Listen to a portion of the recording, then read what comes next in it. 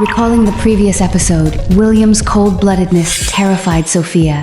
She witnessed with her own eyes William's intimate behavior with a maid. However, the maid mysteriously died the next day. She could no longer see this unfathomable alpha clearly and was filled with fear for her own future. In her endless despair, Sophia handed a note to the mysterious crow. She was seeking help from an unknown, mysterious person hidden in the shadows. Is he her salvation or another abyss? Before we begin, a quick question. Do you prefer long or short videos? Tell me in the comments below. Chapter 11. A Concerned Stranger. When the crow left with my note, I shook my head and sighed. What was I even thinking? I felt ridiculous for replying. I knew it had to be a prank. Maybe something Esther and the other girls had cooked up, trying to lure me into escaping so they could blame me later. And if it wasn't a prank, then it could be something worse, a trap. I couldn't just rely on some anonymous person's help. Not here, not in this pack. No one offered kindness without wanting something in return, not after what happened to my family. I didn't think anyone in this place truly cared for what was best for me, unless it served them somehow. I wasn't going to leave like that, not without even knowing who I was gambling with. When I woke the next morning, I opened the window to breathe in the fresh air. The breeze carried the scent of pine and damp soil, a reminder that the world kept moving even when I couldn't. A knock came not long after. I stood and smoothed my dress, expecting Stella. She always came around this time with a gentle smile and something warm to eat. But when the door opened, it wasn't her. "Here's your breakfast," the maid said curtly, stepping in without ceremony. She placed the tray down on the bedside table, her movements sharp and practiced. I didn't know her name. Her face was vaguely familiar, someone I might have seen in the halls. "Where is Stella?" I asked, surprised. "Why isn't she here?" "She has something else to take care of, but she'll be with you by lunch," the maid answered, already halfway to the door. She didn't look back. I looked at the tray. Just the usual hot meal. Some broth, a bit of rice, a small piece of bread and fruit.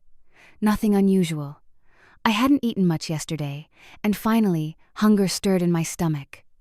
I sat on the edge of the bed and reached for the spoon. I was about to bring it to my lips when something black streaked past the edge of my vision. The crow.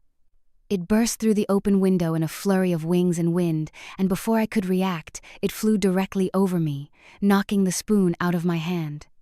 It clattered to the floor. "What are you doing, birdie?" I gasped, heart jumping.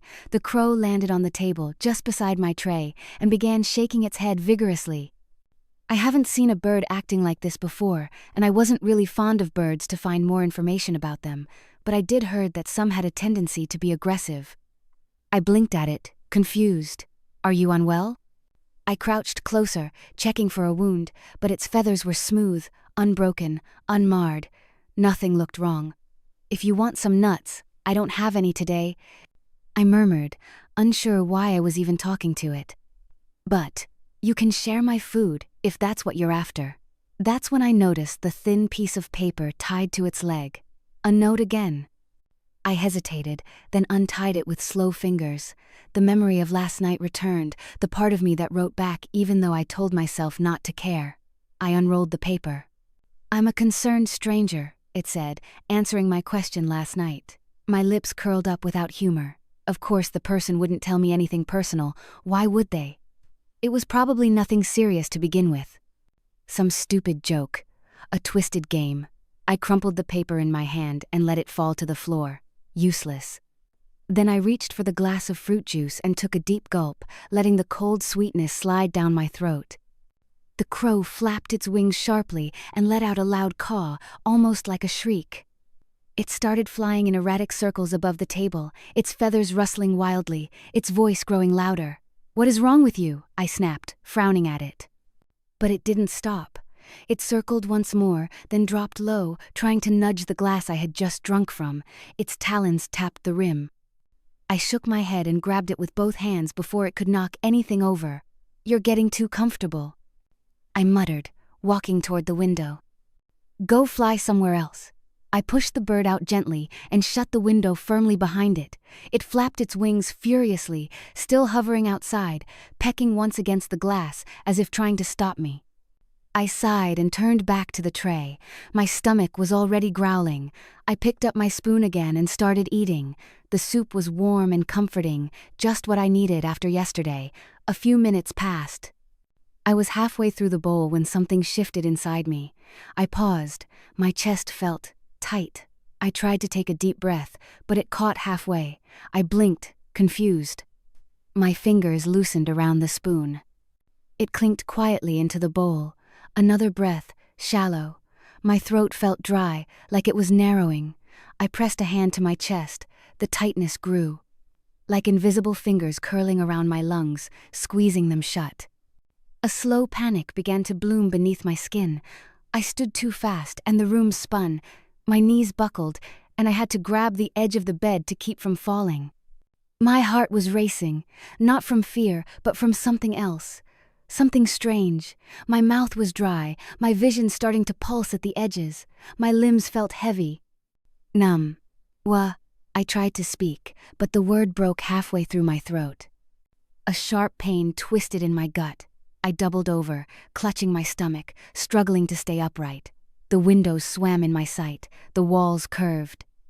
My breaths were no longer breaths, they were gasps, ragged and shallow, like I was underwater. And then everything tilted.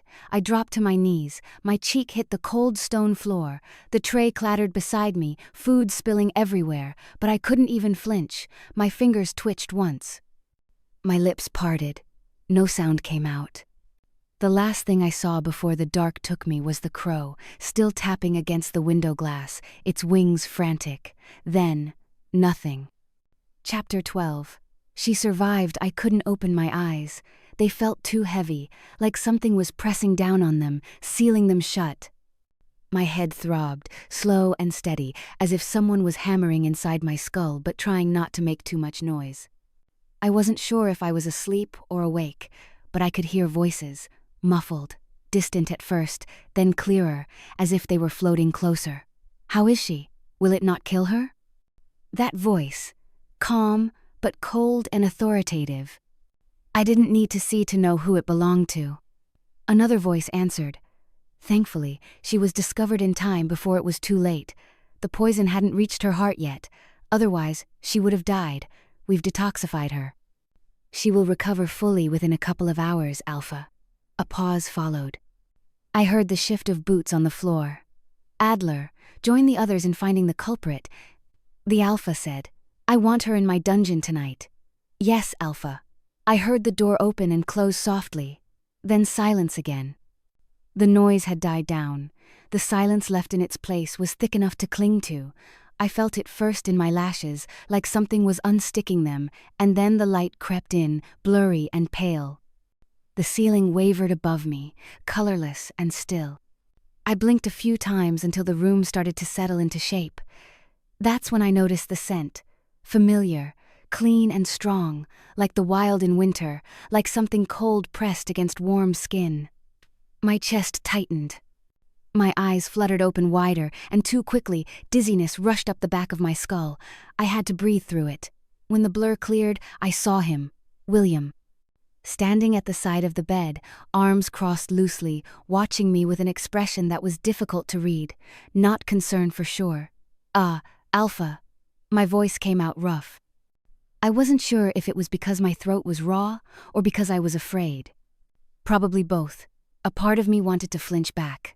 Not because he looked angry, though he did, but because I didn't know if he knew what I saw the night before. That garden, that woman. The silence between us felt stiff.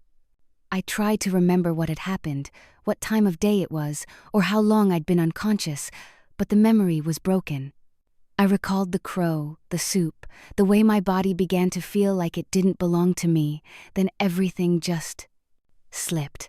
You really are a magnet for trouble, William said finally, his voice quiet but clipped. I shouldn't have expected everything would go smoothly with you. He wasn't shouting. But the tension in his jaw, the way he looked at me like I was a mess he hadn't planned for. It made something cold crawl across my skin. I tried to sit up. My limbs felt heavy, like they were filled with wet sand. Still, I pushed through it slowly, keeping my gaze down. What have you done this time, Sophia? His tone was hard, like he already decided who to blame. I turned toward him, confused. What do you mean? Clearly, I was poisoned. My voice trailed off. I didn't have much strength in me. He scoffed lightly. Yes, because you're so unlucky. There was no kindness in his words, no warmth. Just a hollow sense of annoyance, as if I had thrown off some plan of his by daring to nearly die. I looked down at my hands. The sheets were soft under my fingertips. My nails were still a little pale, like the blood hadn't fully come back yet. I didn't do anything, I said, barely above a whisper. But I wasn't sure if he was listening. Or if it mattered. Who did it? I asked. It was supposed to come out with more weight, more demand, but my voice barely carried, weak and worn, like the rest of me. I hated that. William's arms remained folded. Probably someone who wants you dead. I let out a quiet breath. There are many people who want me dead after you chose me to be your breeder. His eyes sharpened. So you're blaming me now? No. I shook my head slowly, but I didn't look at him. But why do you sound like you're mad at me for being poisoned? It was out of my control. I tried to make my tone sound even, but I knew what it actually sounded like: defensive, pleading, weak. It disgusted me. I hated him. I glanced toward him from under my lashes. I knew what he was really thinking. It wasn't about me. It was about what my survival, or my failure to survive, meant for him, for his plan. For the image he upheld in front of the council and the entire pack. This wasn't about poison. It was about whether I still served my purpose. He was worried that my body, now tainted by whatever had been in that meal, might no longer be considered viable. That all his stubborn insistence to keep me would be seen as a mistake. A very foolish one. His pride couldn't afford that. He always wanted to be right with his choices. If I suffered poisoning, I said slowly, letting the words fall out like something accidental, I wonder if I'm still eligible to carry your heir. I looked up just long enough to see how his mouth tensed at the corners. A small part of me hoped he'd take the hint, that he'd use this as an excuse to release me. Let me go. But William wasn't the kind of man who released things easily, especially not things he claimed. His eyes narrowed. Was it? He stepped closer to the bed. The shift in distance made the air feel thinner. You? He finished. My brow pulled slightly. What do you? His lips curled, not in amusement, but in something crueler. A dark, quiet accusation. Did you do this so I'd be forced to choose another breeder? My eyes widened in shock. He was serious. Did you poison yourself? He said, voice low, just so I'd let you go? Chapter 13. Accusation. I couldn't speak for a moment. How could he ask me that? I was the one who had been poisoned. I was the one who suffered and thought I was dying. And now he was accusing me of doing it to myself? It was insulting. Ridiculous even. That's a far stretch, Alpha. You saw that I almost died, I said, my fists slowly curling against the sheets. My wolf stirred within me faintly, quiet but furious, her growl humming like a low current through my blood. But you're alive now, William said evenly, like survival proved his suspicion. Maybe you calculated it just enough to survive. I blinked at him, disbelief cracking through my skull like ice splitting under pressure. You think too highly of me. I lifted my eyes to his, sharp and unblinking. My voice was steady, but only because I was too tired to raise it. I wouldn't know how to pull that off alone. Especially not in this place, with all your people watching me. He didn't flinch. You hate me, Sophia, he said. It was no question. Just certainty. That's why I think you might have done it. So the council would question my choice. So I'd be forced to pick someone else. You want to ruin me. Ruin my pride. He smiled faintly, but it wasn't pleasant. It looked more like a bruise forming under the surface. To get back at me, he added. I looked at him. I could have denied it outright. But instead, I bit the inside of my cheek and let the silence stretch until my thoughts settled. You might be right, I said finally. I want to get back at you. My words didn't waver, but hurting myself just to do that? That's not something I'd waste energy on, Alpha. His jaw tightened. I'm investigating it. Then the warning came. Let's hope I'm wrong, breeder. Otherwise you will face a grave punishment. He stormed out. I leaned against the headboard, breath shaky and shallow. My chest ached, not from exhaustion, but from something else entirely. A pressure building beneath my ribs, simmering just beneath the surface. It was anger at William. I closed my eyes and tried to calm the storm in my head, but his words echoed there like poison. I couldn't understand how he had changed so much. How the boy I once knew, the boy I used to be friends with, had become this cold, calculating alpha. Or maybe he'd always been this way, and I was the fool who couldn't see it. Was that gentleness from before ever real? I didn't know anymore. It didn't matter. A faint noise broke through my thoughts. I opened my eyes, my gaze darting to the window. I straightened slightly and watched the glass, already suspecting what I'd find. Sure enough, the crow was there, perched on the sill with its dark head cocked to one side.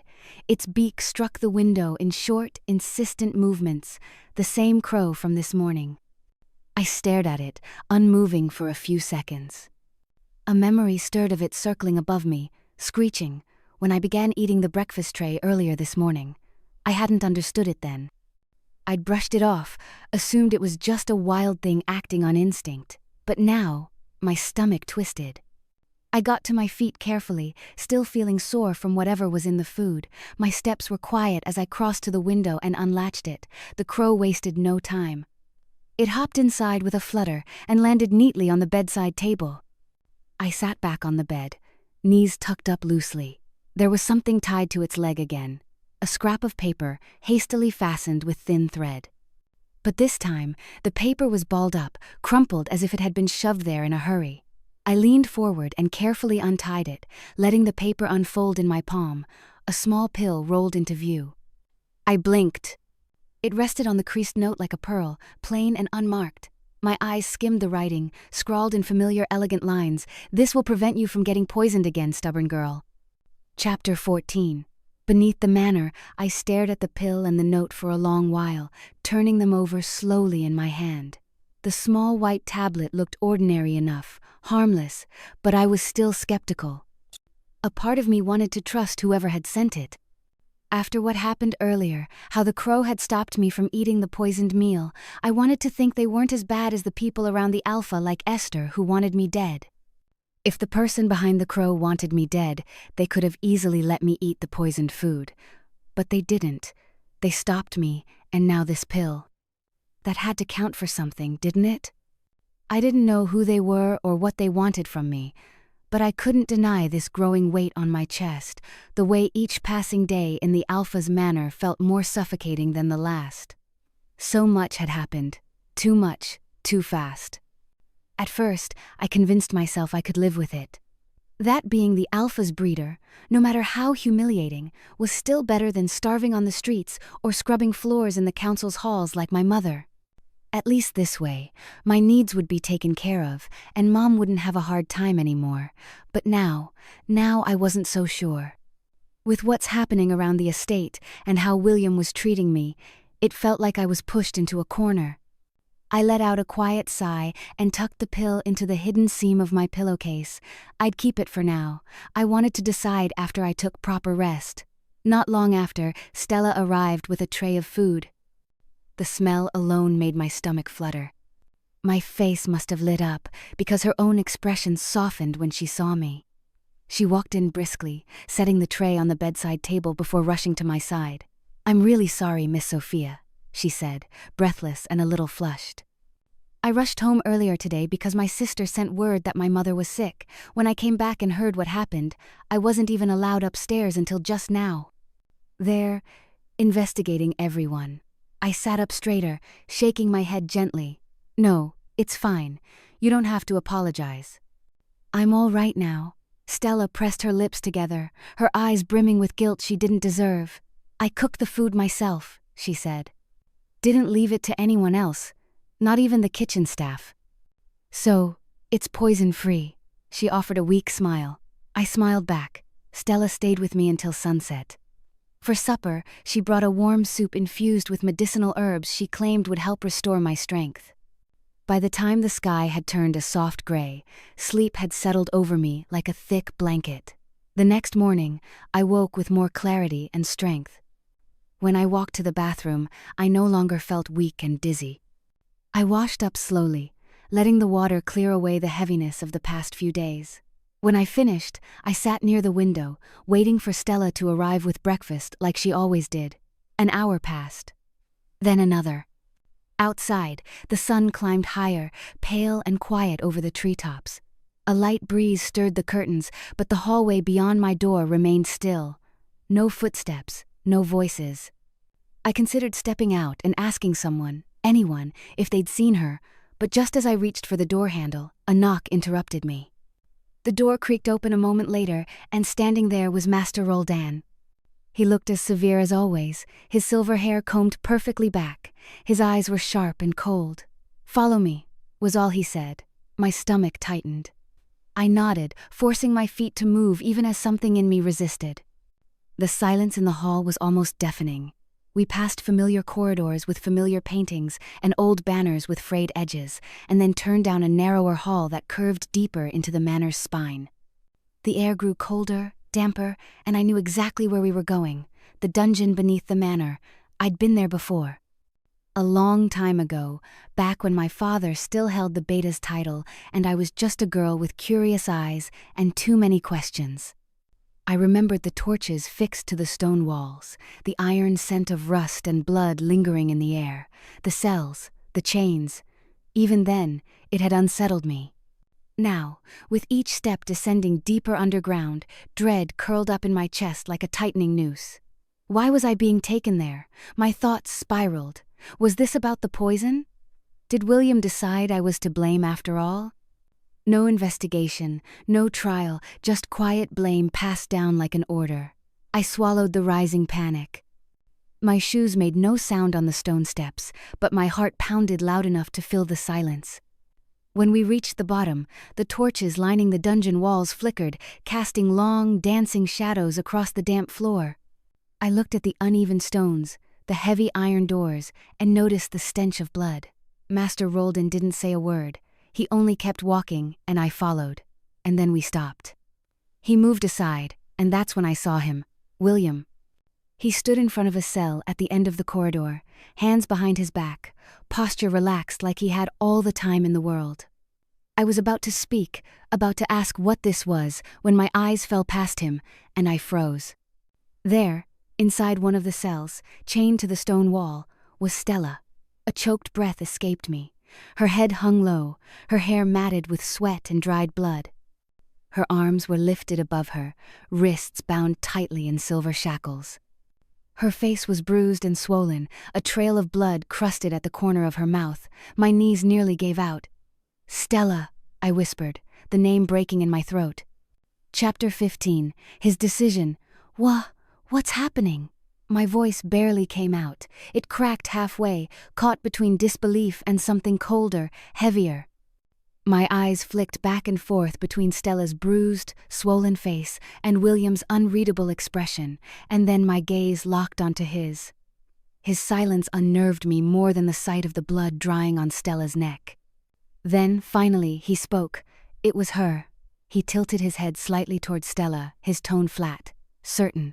Something dropped in my stomach, making me want to vomit. I stared at him, not wanting to believe what I already feared he meant. "Still," I asked, "what exactly do you mean, Alpha?" There was a tremble in my voice I couldn't quite hide. William's eyes, those cold dark orbs, narrowed a little. "You know exactly what I mean, breeder," he said, voice like a blade dragged slow. "That servant is the one who poisoned you." For a moment, the world seemed to still. I blinked, trying to make sense of it. Trying to stitch the image of the kind girl who brought me soup and herbs into the accusation now being hurled in her direction like it was fact. "No," I said, but it was more to myself. A whisper meant to push back the thought before it could take root. He had to be wrong. He had to be. Stella, she cared for me. She cared when no one else did. She wouldn't. She couldn't. "That's not possible," I said louder, forcing my voice to steady. I looked back at him, eyes wide with disbelief. "Stella's the only one who's been kind to me in this entire place. She took care of me." William didn't blink. "And she made sure to poison you herself, too." "No, The word came sharp this time. You're wrong. He let out a quiet breath, the kind that wasn't quite a sigh but carried the same weight of condescension. We found the vial hidden in her belongings, he said. Some substance that, without a doubt, could kill a person. If you were found an hour later, you would have been dead. That's how lethal the poison is. You think someone planted it? In her quarters? Where only servants go. No outsider would have been able to slip past without being noticed. I looked past him, to Stella, to the blood drying under her nose, and the dull way her head hung like she'd already given up. But I still couldn't believe it. She's being framed, I said. Someone wants me to think it's her, but it isn't. I turned to William, meeting his gaze again. You want the truth? Then keep her alive. Because if she wanted me dead, she's had plenty of chances, and I should have been long gone. Something flickered in his expression, but it was gone before I could name it. She has confessed, he said, quietly. Under questioning. My mouth parted, but no words came out. I didn't need to ask what he meant by questioning. I looked at Stella again, but her eyes never rose to meet mine. You said no outsider could have slipped past the guards. I said, my voice rising. What if it wasn't an outsider? What if you've had a traitor under your nose this entire time? I took a step forward, frustration tightening in my chest. What about the other servants? The guards? Did you even investigate this thoroughly? Or are you just looking for someone convenient to punish? William's eyes narrowed. He was the alpha sharp, calculating. He wasn't stupid. He couldn't honestly believe a maid, even one as capable as Stella, had pulled something like this off alone, not without help. Not unless someone from the inside wanted this to happen and left Stella to take the fall. Someone from the council, maybe. One of those smug faces at the table who watched me like a commodity, like a useful womb and nothing more. You're overlooking the obvious, I continued. Why would she do it now, after everything she's done for me? Do you really think she'd risk it this way? William's expression turned colder, if that was even possible. Do you even know her background?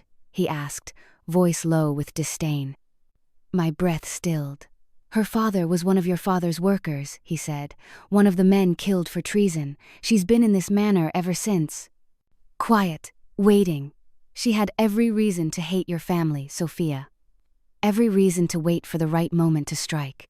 The words struck deeper than I expected. No, this couldn't be right.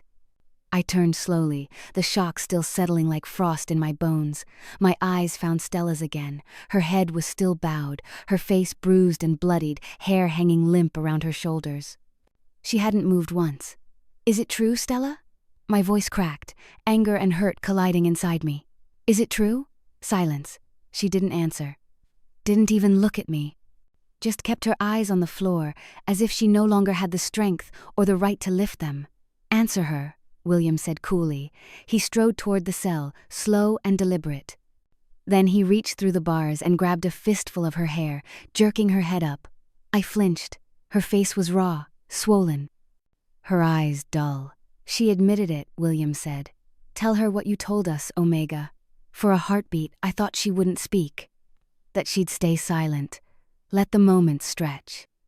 But then, in a voice barely above a whisper, she said, I did it. Just 3 words, but they landed like a blow. I stared at her, waiting, silently begging, for a sign that it wasn't real, that this wasn't happening.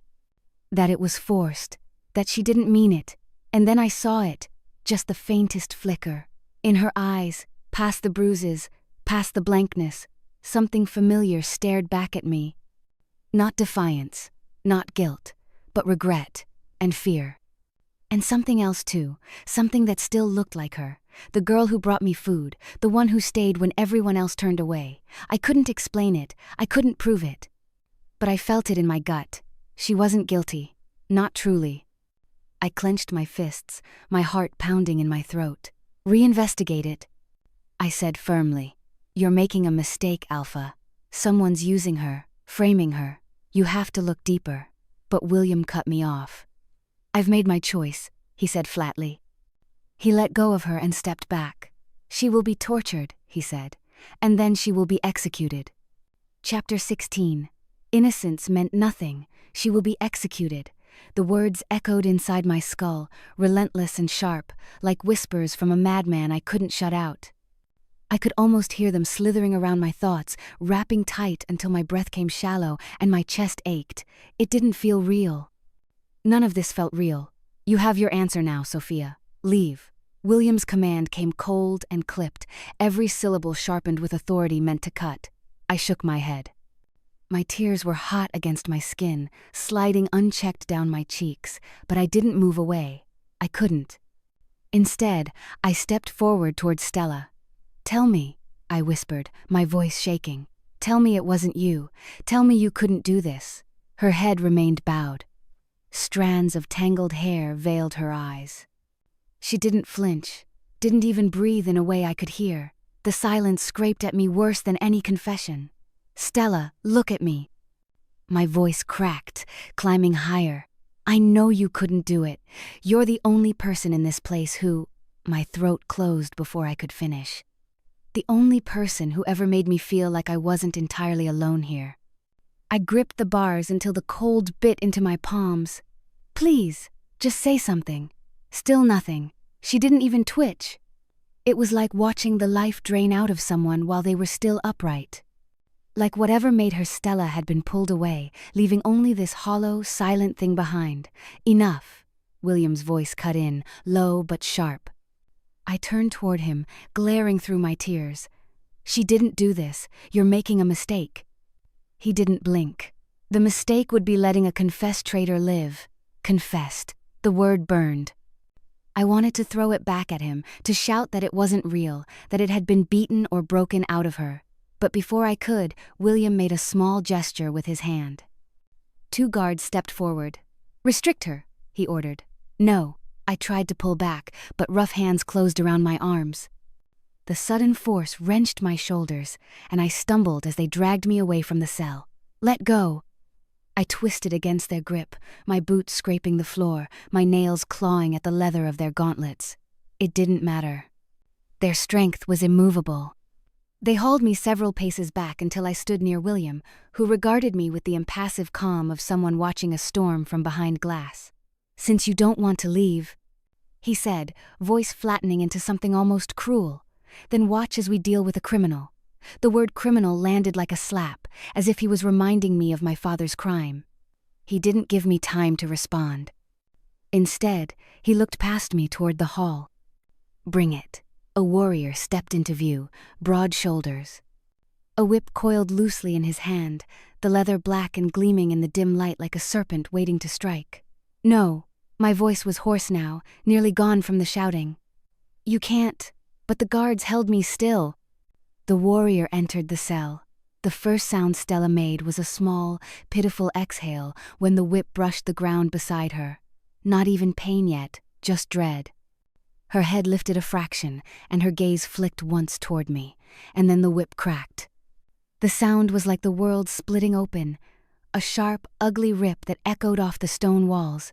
Stella's scream followed a heartbeat later, raw and jagged. It tore through me. I lurched forward, but the guards yanked me back, their grip biting into my arms until I thought they'd leave bruises. "Stop!" I shouted. "William, stop this! You've already beaten her!" He didn't answer. Another crack. Another scream. The leather sang through the air before each blow, the sound cruel in its anticipation. Stella jerked with each strike, chains rattling against the wall. Her wrists bled where the metal bit into skin. "Please." My voice broke entirely now. "William, she's innocent." Still, nothing. He stood with his arms behind his back, watching the scene like a king overseeing a duty, not a punishment. The third blow landed across Stella's shoulders. She sagged, her head hanging again, but I could see the tremor in her frame. Every shiver matched the beat of my own racing heart. I said stop, I screamed. I didn't care if my voice cracked, if my throat tore. "You're killing her for nothing." The warrior didn't pause, the whip rose again. Something inside me burned a heat that had nothing to do with rage and everything to do with the helplessness boiling over in my chest. The whip cracked again. The last lash landed with a dull, wet sound. By then, Stella's screams had faded into broken gasps. Her body sagged in the chains, trembling so faintly I could barely tell if she was conscious. Her head lolled to one side, her cheek pressed against the cold wall. I hoped William would call it off, that he'd decide she'd had enough. That somewhere in that frozen heart of his, a spark of mercy still lived. But when his voice came, it was as merciless as before. End it. The warrior uncoiled the whip from his hand, tossing it aside. Another man stepped forward now, this one carrying a blade, not a sword for battle. A shorter, curved weapon meant for swift, efficient killing. No, the word ripped from me like something primal, tearing through my throat. No, no, no! The guards didn't loosen their grip. If anything, they held me tighter, their hands iron around my arms. She hasn't even had a fair trial. My voice cracked under the weight of it. You call yourself Alpha, but you're nothing but an executioner. William's gaze slid to me, calm, cold, cutting. Justice does not need your permission, breeder. The executioner entered the cell. His boots scraped against the floor, each step pounding against my ribcage like a drumbeat counting down to the end. I struggled harder, twisting until my wrists ached. My nails dug into the guard's leather bracers, trying to tear free, to move toward her, to put myself between that blade and Stella. But the distance between us felt endless. She finally lifted her head. Just a little. And through the veil of her hair, I caught her eyes. They weren't blank now, not completely. There was a flicker there, faint, but enough to burn itself into me. Regret, fear, and something that felt like apology. I shook my head at her, tears blurring my sight. Don't, I whispered, though I wasn't sure what I meant. Don't give up, don't leave me, don't let them win. The executioner reached for her chains, unlocking them one by one. The heavy metal fell away with dull clinks that seemed to echo too loud in the still air. Her arms dropped to her sides, limp and useless. He caught her by the back of the neck, forcing her to kneel. Stop! I screamed, the words so loud it burned. William didn't even flinch. The blade rose. For a heartbeat, all I could hear was the pounding of my own pulse. My chest heaved. My vision narrowed until the world was nothing but Stella, the curve of steel above her, and the cold, damp air between us. Then the blade came down. It was quick, too quick. The sound it made was sickening, a muffled crack followed by the soft thud of her body hitting the stone. Something inside me broke. The guards released me, but my knees gave out. I hit the floor hard, my hands splaying against the cold stone, my breath coming in shallow, jagged bursts. The coppery scent of blood reached me, curling into my lungs, coating my tongue. My gaze found her again. Stella's body lay crumpled on the cell floor, hair spilling over her face. The executioner was already wiping the blade clean, as though she were nothing more than a task completed. My chest ached so fiercely I thought it might tear itself apart. She was innocent, I whispered. The words weren't meant for anyone, they were for me, for her. For the moon goddess herself, if she cared to listen. She was innocent, but in this place, innocence meant nothing. Chapter 17. Her resolve, my stomach recoiled so violently it felt like it was trying to turn itself inside out. Heat surged up my throat, and the next second I was bent forward, gagging until the taste of bile burned my tongue. Nothing came up except a sour, bitter string of spit, but I couldn't stop the retching. Each convulsion left me weaker, my muscles limp, my limbs shaking. I didn't even realize I'd gone slack until a warrior's grip clamped around my arm. His fingers were like iron, unyielding as he dragged me out of the cell. My boots scraped over stone, catching on uneven edges, but he didn't slow.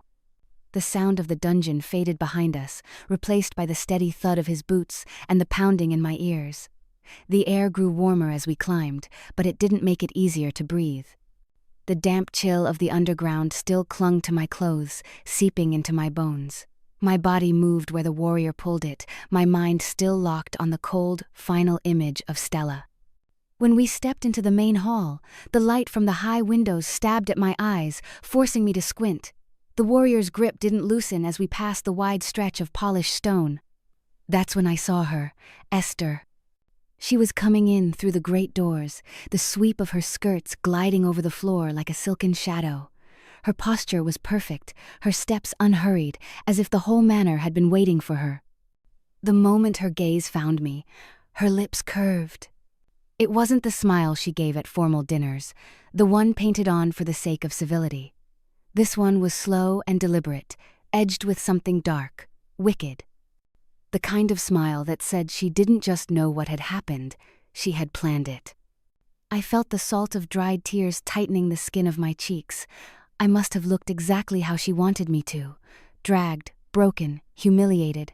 She would drink in the sight of it. And in that moment, I knew. It was her. It had to be her. She would never let me go. Never think I'd suffered enough. Whatever cruelty she had left to give, she'd find a way to give it. The warrior shoved me forward before I could hold her gaze any longer. We moved down the corridor toward my chambers, each step dragging me farther from the light of the main hall. When he opened my door, it was with a push that sent me stumbling inside. I caught myself against the floor, the shock of the impact shuddering through my arms. The door slammed shut behind me.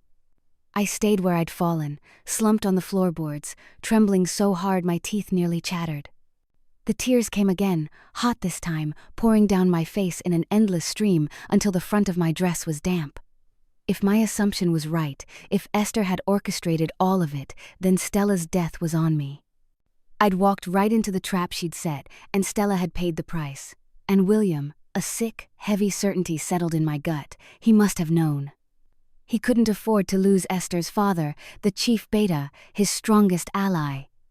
To go after her would be to risk his political standing, maybe even his place on the unified alliance. A maid's life was nothing in comparison. And beyond politics, there was the simple fact that Esther was his lover. Of course he would cover for her. Wouldn't he? I wasn't sure how long I'd been crying. Time had lost its shape, stretched thin until it felt like hours could have passed or only minutes. My chest ached from the sobs that had wrung me dry, and my throat burned raw. The floor beneath me was pressing into my legs until they'd gone numb, but I didn't have the strength to move.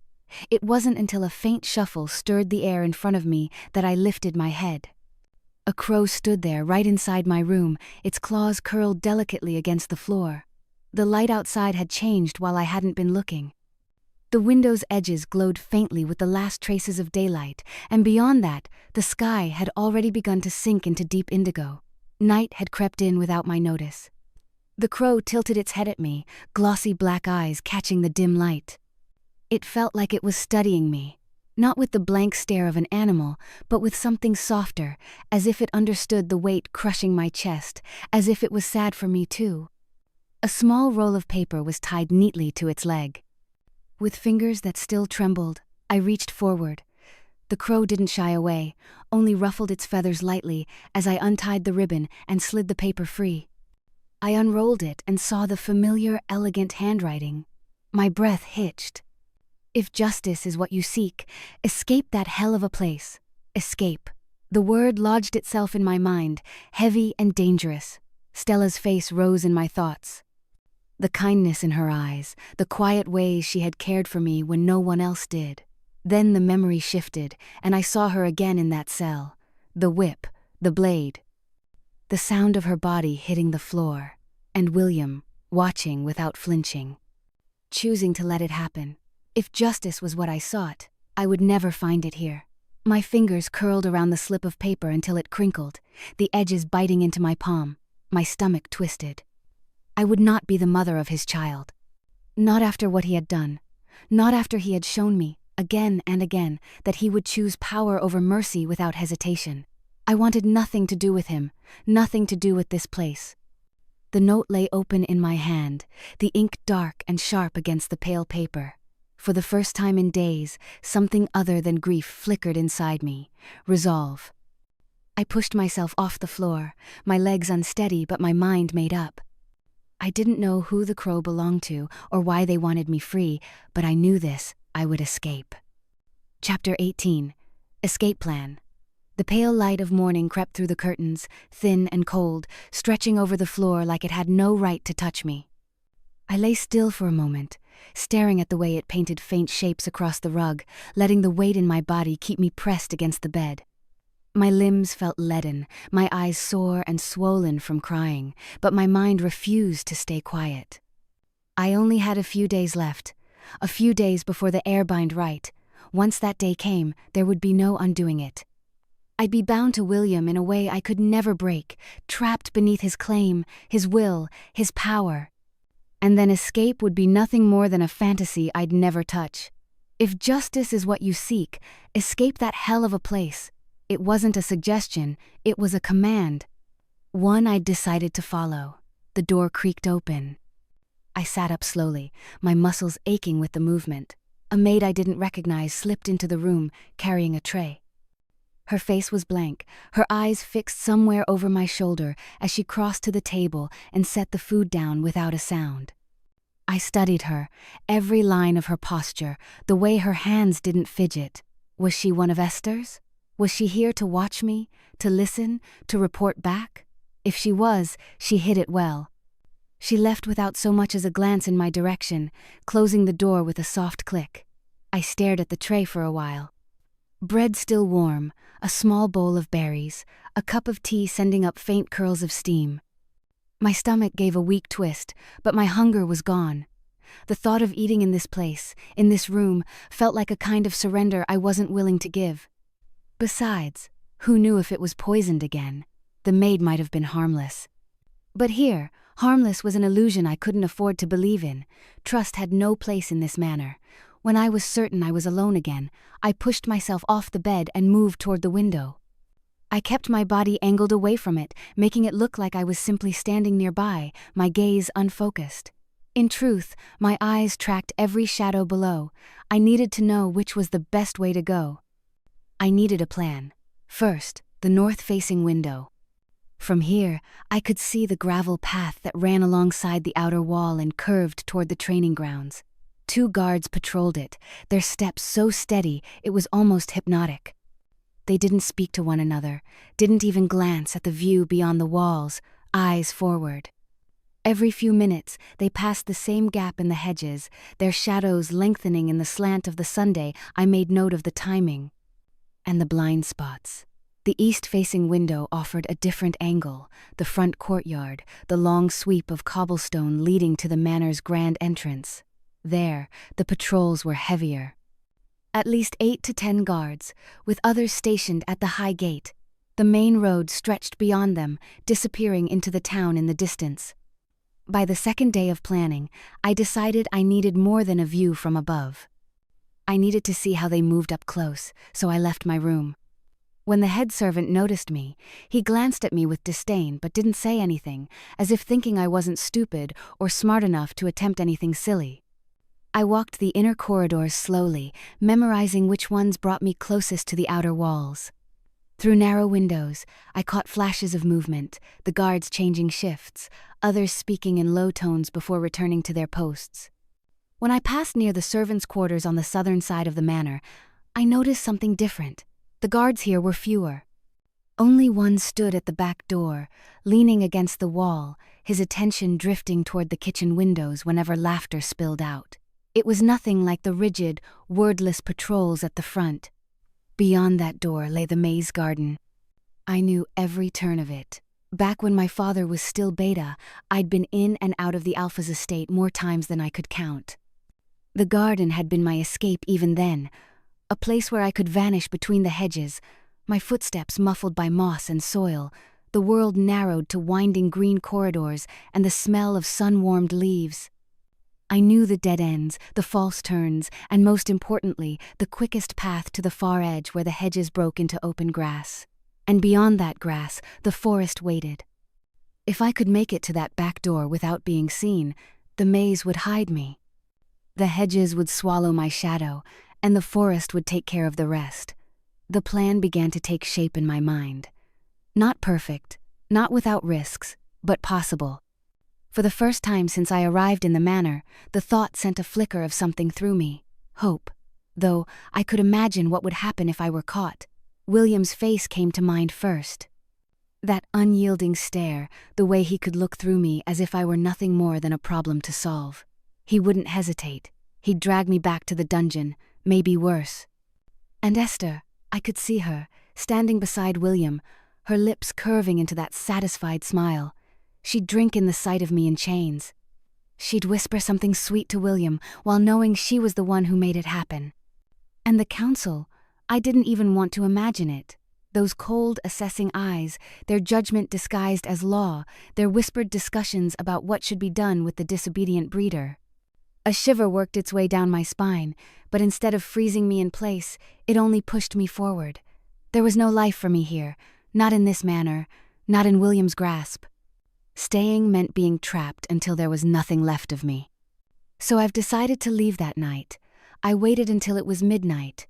When most people in the manor are asleep, I crossed the room and began gathering what I could without drawing suspicion.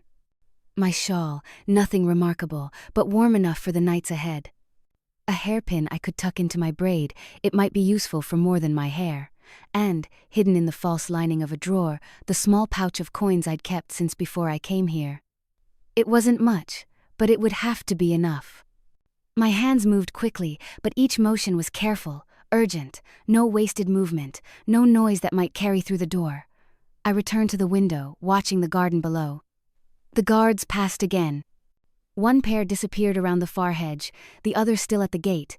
This was it, no turning back. I crossed to the door, every step felt like it echoed, even though I moved silently. My pulse pounded so hard, it almost drowned out my thoughts, except for one. Escape that hell of a place. I slipped through the door. Chapter 19. Into the maze, the servants' quarters were my only way through. The narrow corridor beyond them led straight to the back door of the manor, and from there, into the garden.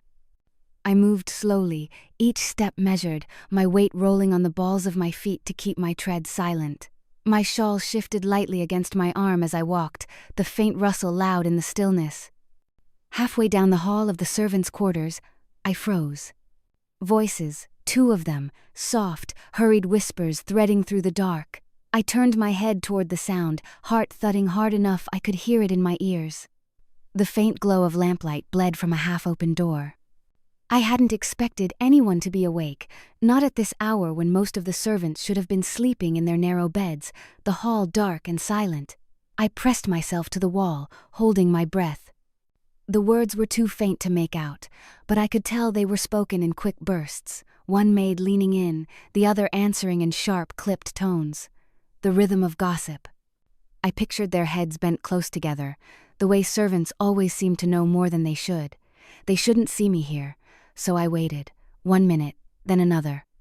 The light inside the room shifted, dimming as the wick was turned down. Hinges groaned softly, and the door clicked shut.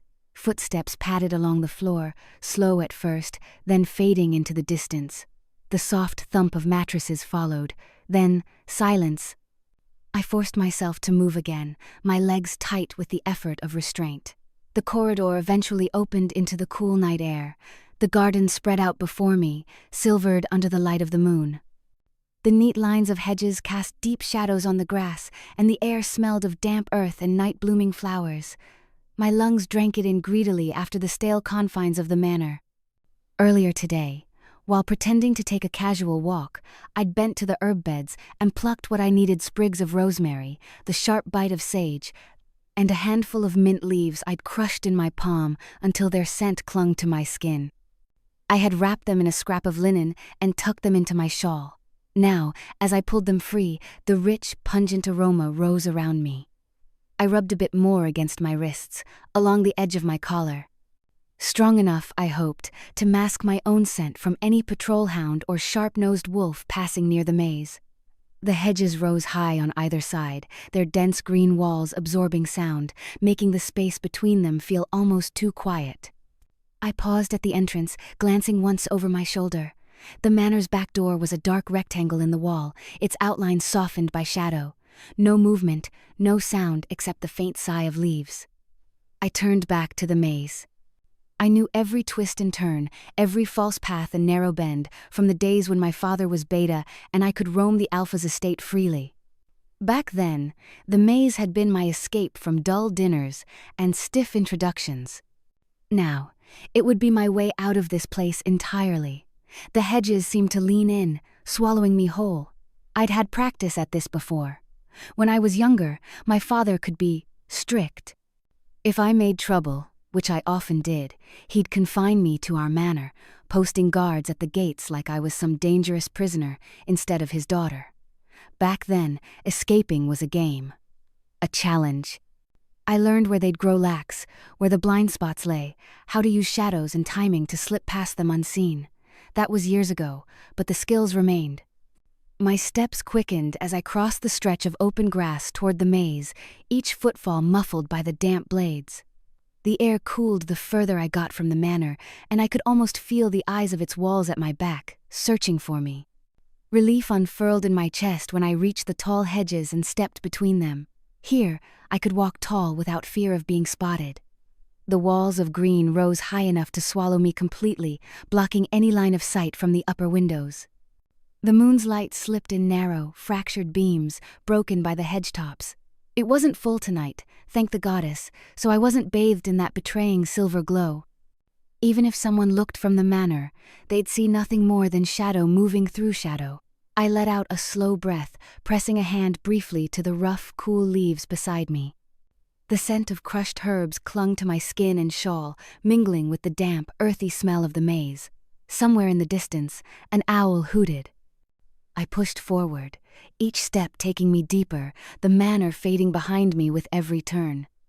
I was almost there. The last turn of the maze lay ahead, just a few more steps, and I'd be through the narrow break in the hedges, out onto the strip of grass that led to the forest. The cool air ahead tasted different, freer somehow, and for a moment I could almost feel the wild beyond the estate pulling me toward it. Then I stopped. Something tightened low in my gut, an instinct sharp enough to cut through the rush of my thoughts. I didn't hear it at first. I felt it, the faint tremor underfoot, a shift in the air that didn't belong to the wind. The sound followed a moment later. Footsteps. Not the casual stride of a patrolling guard. These were heavier, faster, pounding into the earth with purpose, boots slamming the ground in uneven bursts as if they'd just broken into a run.